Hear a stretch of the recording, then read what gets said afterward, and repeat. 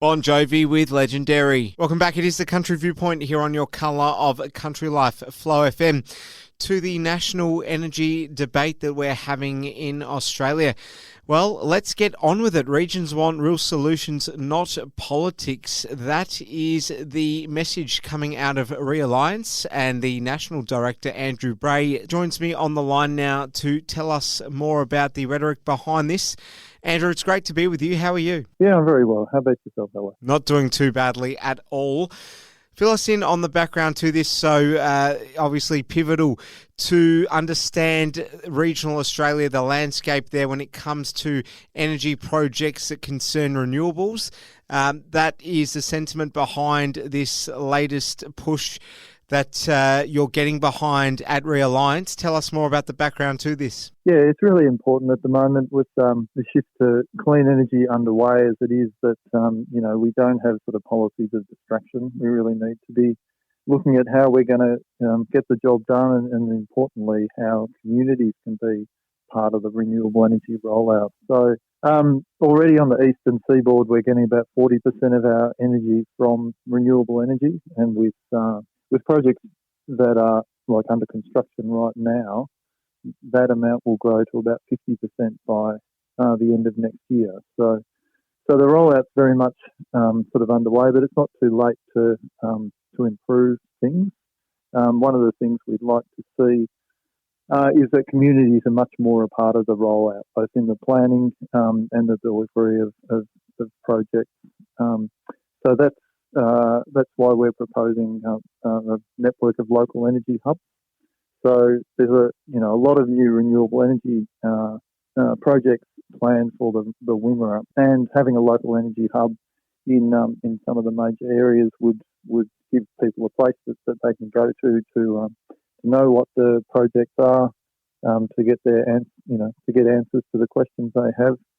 There's impacts they're concerned about. They can understand, the ways in which they can be dealt with. But also, what are the sort of jobs that they can expect to come out of it, and how do they find those jobs? There's lots of things that the energy hubs could do for people living in the Wimmera area. So, what are people in the Wimmera Mallee saying as far as their current stance on renewables? Because I'm sure there's a lot of people that are all for the idea of clean energy, but perhaps it's the infrastructure, is it not, Andrew, in some of their properties and farms and landowners? They seem to have this, I'm not sure if it's pushback, but they're a little bit disgruntled about transmission lines and things like that. Is that something that's been raised? Yeah, absolutely it is.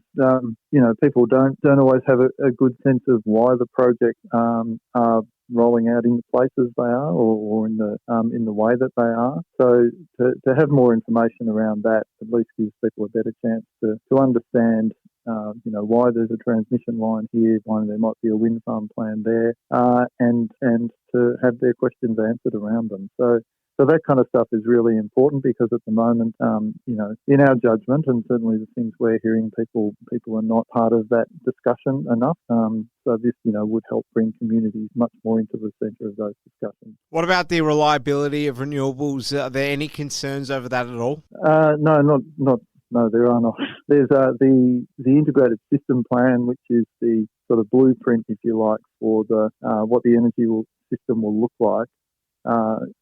Explains the way in which solar and wind farms come out, and will be able to be backed up, largely by battery storage, but also with a bit of residual generation from other ones like hydro, pumped hydro, and some gas. So that's very much the way that we're rolling out at the moment. When renewables produce 5% of energy, people said, there's the lights are going to go out if we get to 10% renewable. When they were 20%, they said, we couldn't possibly go to 30%.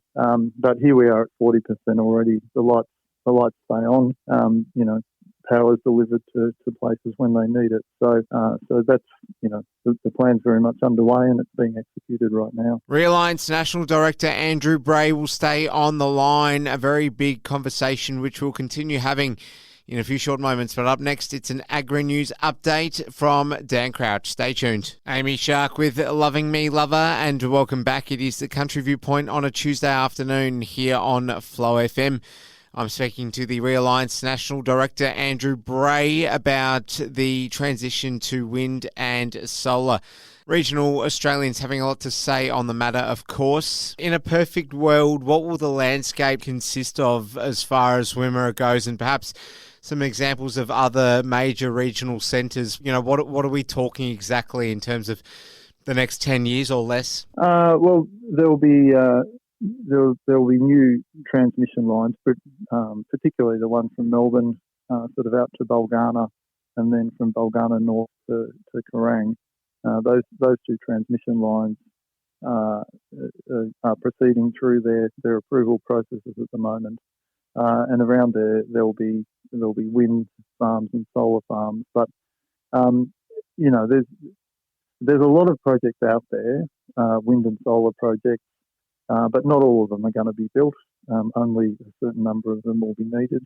So you would expect to see some areas where there's a few of them, and then other areas where you won't see any at all. All right, and you say misinformation and disinformation can gain traction, so that's obviously a major concern too, I imagine. Yeah, one of the things that we're proposing is that we have a renewable energy research centre run through someone like the CSIRO, so that there's reliable information that people are able to get a hold of. But the way people get their information now is a lot of it through social media. So that's why it's important that information is actually delivered in a local setting, and often in a face-to-face setting. So the local energy hubs, with trusted local people who know what they're talking about, can be places that people can go and know that they'll get a genuine answer rather than something they might find on Facebook. So it's important that as the rollout takes place and that communities sort of engage with it, that they're engaging with what's actually happening rather than things that people might be saying on social media. If I can ask you a bit of a left field question just to wrap things up, Andrew. If I think of a typical listener, perhaps someone out in the Wimmera, like a farmer, they might be somewhat removed from the whole energy debate. They might be fairly neutral on the matter because of the fact that they just haven't really gone out there and sought information, and they've just sort of pulled back as often as they can because they might not be interested, or they might not have the time, or whatever it is. To that person listening, would you be able to give your opinion as to why you think there is such a fierce debate about energy in this country? Why is it sort of deemed to be almost, like a religious thing from both ends? It just seems to be an ongoing debate, and quite a fierce one, really. Yeah, it's a really unfortunate state of affairs, to be honest. I mean, are we having a debate about the way that, the technology that runs our trains, or, the types of, approaches to building bridges, or, like, in a way, energy itself, it should just be, it's something that everybody needs in their life. You just want to go and switch on the power and turn your lights on and that kind of thing. You don't really care about where it comes from as long as it comes on. That's the main thing.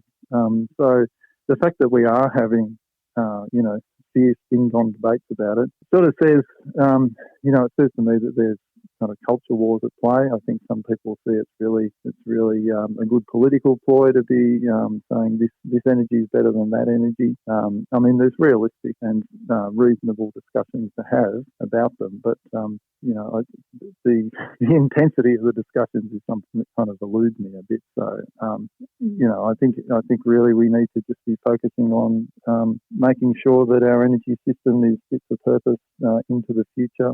That's the plan that's there from the Australian Energy Market Operator. That's the plan that's being rolled out, and as it rolls out, it's important that communities are a part of it, and it gives people the things that they need. Realliance National Director Andrew Bray, really do appreciate your time and your insights on the program today, and all the best with everything going forward. Thanks, Alice. Really enjoyed it. Realliance National Director Andrew Bray joining me on the program this Tuesday for a look at the national energy debate here in this country.